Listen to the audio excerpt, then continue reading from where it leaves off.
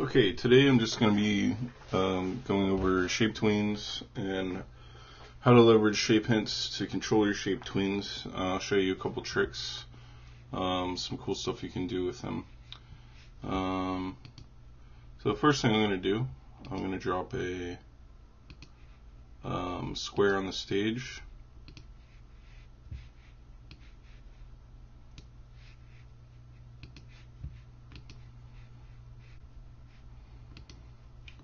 Okay, so on stage I just have a simple blue square. I'm going to right click, insert a keyframe, and change this square to a triangle. Right click on the span between the two keyframes and press create shape tween. Right away you can see some animation, and with shape tweens they'll kind of just do whatever they want. That's why we use shape hints to control the shape. What I like this shape to do is to morph relatively cleanly from a square into a triangle. So I'm going to go to modify, shape, add shape hint, and I'm going to actually add 3 of those.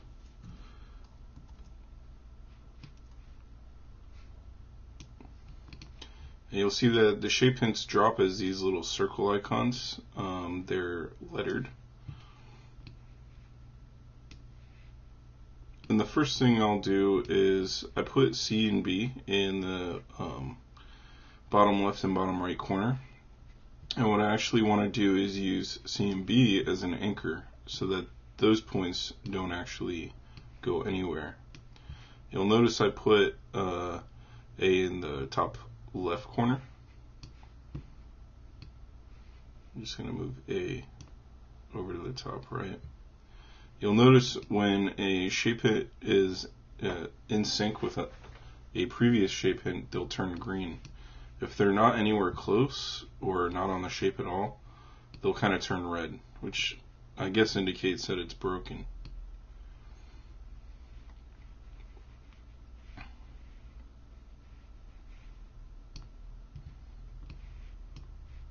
Okay, it's not behaving quite how I want it to.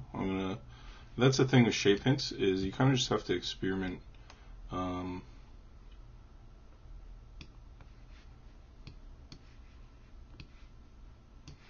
get the shapes that you want.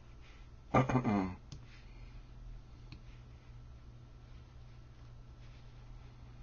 going to try and pin this side down a little bit. Where's D? Let's see what that does. Oh, okay, so it's a little closer. I think I'll try adding one more. Try and tame this side.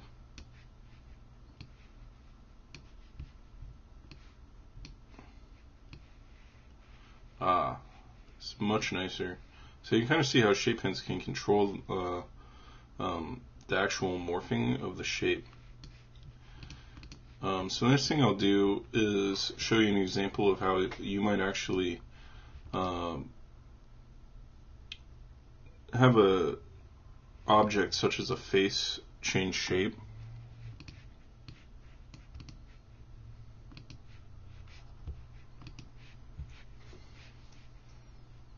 So first thing I'm going to do is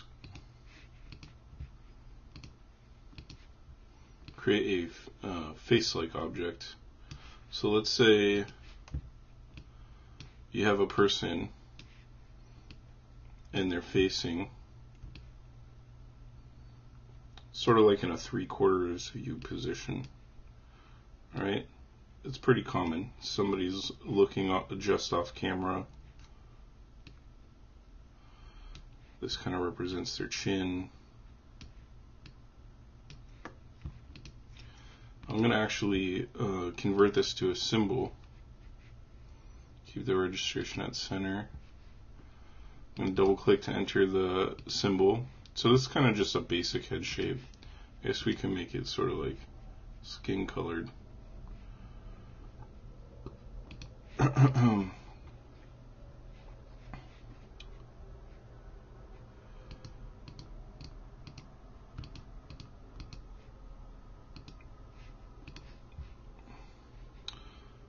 Okay,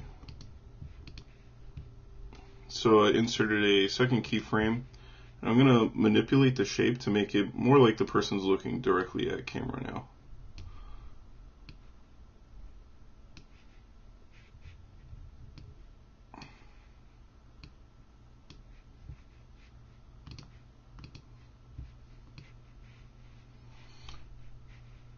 Oh wow.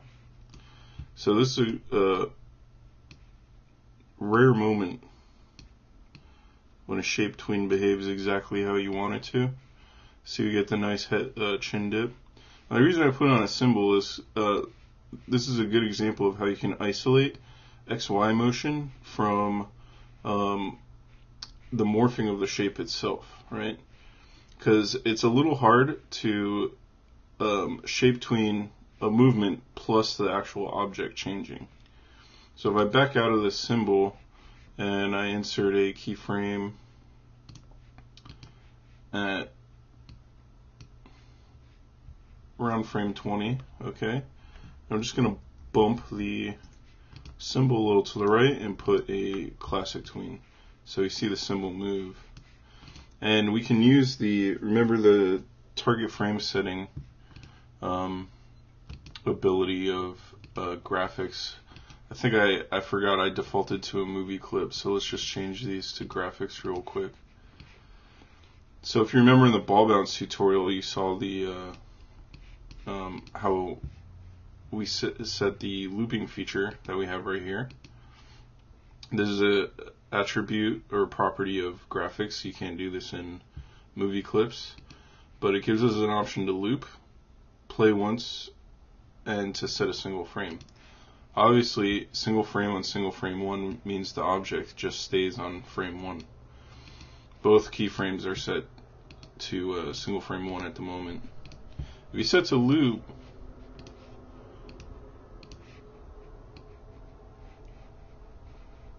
you'll see that it kind of loops forever. So no matter, let's say I extend this span out, you'll see the timeline within the symbol keeps looping.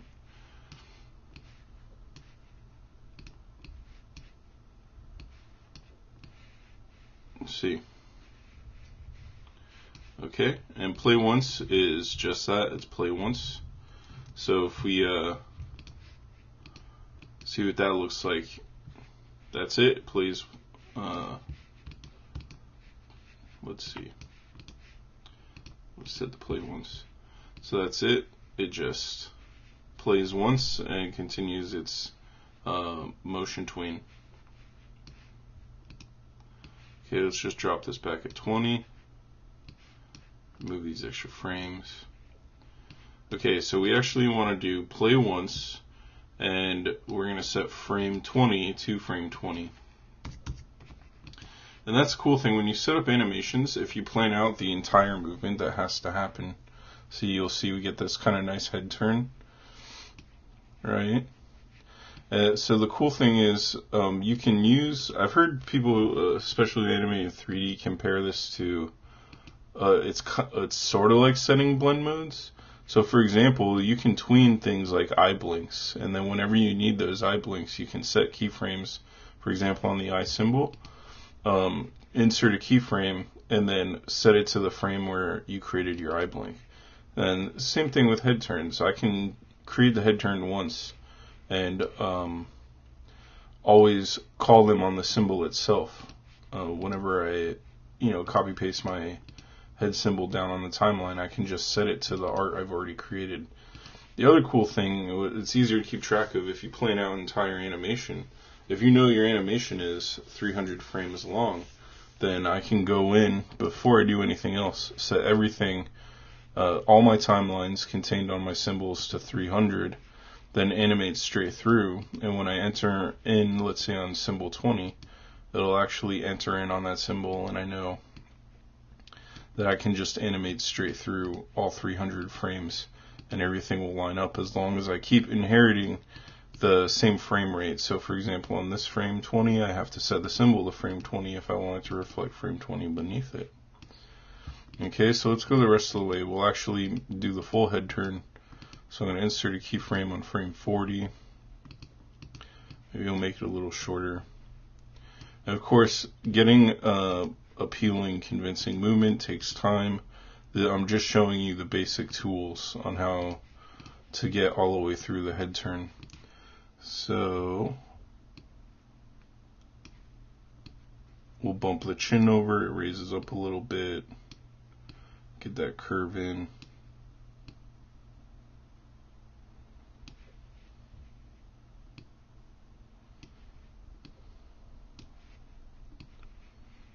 Nice.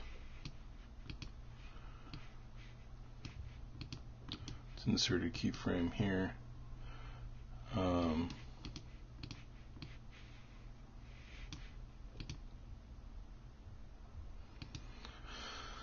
So this is a good example of how people are using shape tweens to control their animations and create the illusion of 3D movement.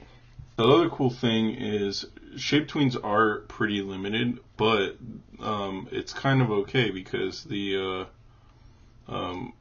fundamentally all we're actually doing is try to control the shape of the objects we're animating, and because convincing to give like an animation a 3D weight and appeal, make it look like a real object, it's based on really fundamental shape objects. You can make really cool, convincing stuff just utilizing shape tweens and controlling the motion on the containers that contain those shape tweens. The other thing that shape tweens can do is you can kind of get cool effects. For example, here's a ship in a bottle. And I have some water in there, and that water is actually shape tweens. I used the shape hints that I showed you before to get this effect, and I'll show you how I did that really quick. So let's see. Okay, I want to create some water. So I'm going to start with a nice blue square, a nice blue rectangle. So as you see with the ship in the bottle, I have a mag going around the water. So I tend to make, when I make like waves, I'm only going to animate this top line here. I'm going to leave the other corners as anchor corners. So first thing I'm going to do is drag out, I'm holding Alt Option by the way, whenever you hold, that's on a Mac, I don't know how to be on PC, but I'm holding Alt Option, and what that does is when you try to drag out a line, it'll actually add an extra point to it. And what I'll do is I'll try to get like a nice wave shape, something that's appealing, not too crazy, not too simple at the same time. Let's see what I got for the ones in the ship in the bottle look crazy, but I spend a lot of time looking for these shapes, and sometimes they look weird, sometimes it doesn't come out right. But that's animation, it's all about iteration. You can't do too many effects like this. Waves are one of my favorite ones that you can do. It looks a little too fake when you're trying to do it for fire, but you can do it for fire. But it's just when it comes to elemental animation, unless you're hand drawing this stuff, you're not going to get the energy into it that gives you that really nice look. But again, shape tweens can be leveraged to make really cool effects that I don't think a lot of people realize can make their life a lot easier. So anyway, on the wave, I'm going to insert a keyframe. I'm actually going to try and make this look very different by moving the waves around, the peaks and whatever valleys of the wave.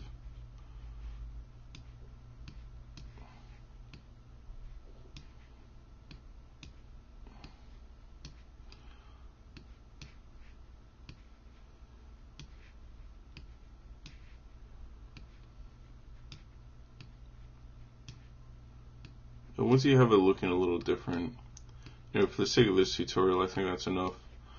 But alright, let's throw a shape tween in there. It looks kind of weird, not really doing much, but we see that it is behaving. What I mean by that is none of these corners are animating or flopping around or doing weird 3D spins with a two-dimensional pancake. But anyway, so what we do is we add some shape hints. Let's see, I'm just going to use my oh man, my hotkeys aren't working. Alright, just add a few shape hints. I'm going to actually add 6 shape hints. So we're going all the way from A to F.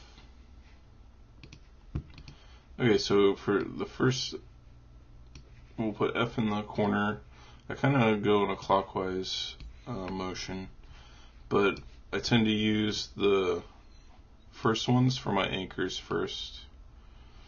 Alright, so we're going clockwise, F, E, D, C, and we'll put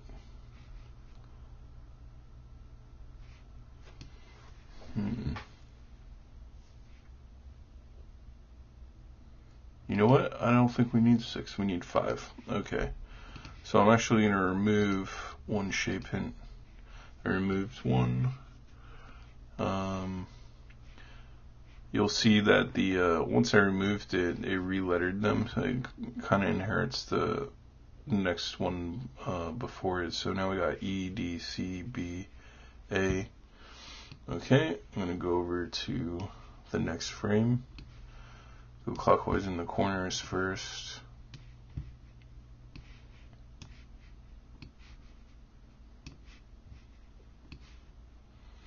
And okay, so you'll notice I have all my anchor shape hints. I put A on the previous frame over here. So now I'm going to put A on this frame over here. Cool. And that's how you get this weird effect of sort of, I guess, rolling waves. And look at this. This looks really weird, right? It takes a while of experimenting to come up with something cool.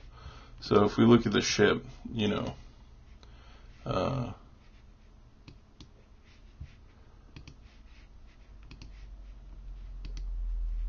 these waves, I spent a long time getting these waves right. Let's see if we can see the shape hints.